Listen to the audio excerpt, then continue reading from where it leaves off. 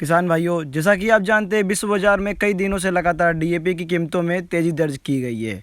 भारत को भी डीएपी की आपूर्ति के लिए कई देशों पर निर्भर रहना पड़ता है। इसी वजह से डाई अमोनियम फॉस्फेट यानी कि डीएपी की ज़्यादा कीमत के बाद भी इसकी कमी हमेशा रहती है। कई किसानों को ज़रूरत के मुताबिक डीएपी आसानी से उपलब्ध नहीं हो पाती है, जिसके कारण क्रॉप्स को नुकसान भी पहुँचता है।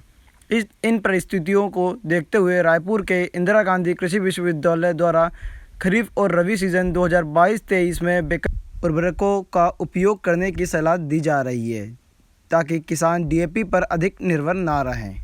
किसान भाइयों, कृषि विकास एवं किसान कल्याण तथा जैव प्रौद्योगिकी विभाग के निर्देशों अनुसार खरीफ की फसलों के लिए डाई अमोनियम फॉस्फेट के विकल्प के रूप में कई उर्वरक का फसलों पर उपयोग करने की सलाह दी गई है। एग्रीकल्चर साइंटिस्ट के अनुसार किसान खरीफ फसलों के लिए अनुशंसित पोषक तत्वों की पूर्ति के लिए डीएपी के स्थान पर अन्य फर्टिलाइज़र का भी उपयोग कर सकते हैं। फसलवार उर्वरक अनुशंसा के आधार पर निम्न विकल्प हो सकते हैं। जैसे कि सभी किसान भाइयों को पता है कि देश में इन उर्वरकों की भारी कमी है।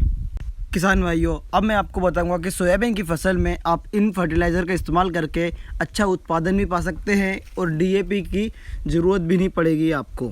खरीफ, तिलहनी, सोयाबीन और मूंगफली की फसलों के लिए पोषक तत्व एनपीके 8-20-8 के रेशो में, जो जिसमें नाइट्रोजन रहता है 8%, फॉस्फोरस रहता है 20% और पोटास रहता है 8%। किलोग्राम प्रति एकड़ के हिसाब से यूरिया 17 किलोग्राम और potash 13 kilogram, single super phosphate 2.5 बोरी या किन्नी की 125 किलो के अलावा वर्मी कंपोस्ट 1 एकड़ की दर से कम 1 कुंटल का उपयोग कर सकते हैं। किसान भाई, दलहनी फसलों में डीएपी के स्थान पर इन खादों का करें प्रयोग। किसान भाई, खरीफ दलहनी फसलों के लिए अनुशंसित पोषक तत्व एनपीके 8-20-8 किलोग्राम प्रति एकड़ के हिसाब से यूरिया 18 किलोग्राम, पोटास 14 किलोग्राम और सिंगल सुपर फॉस्फेट 125 किलोग्राम प्रति एकड़ के हिसाब से, साथ ही साथ यूरिया 5 किलो, एनपीके 12-32-16, 1 बोरी पोटास 50 किलो की और पोटास और 14 kilo single super phosphate 25 kilo vermi compost के साथ प्रति एकड़ 1 कुंटल की मात्रा के हिसाब से प्रयोग किया जाता है।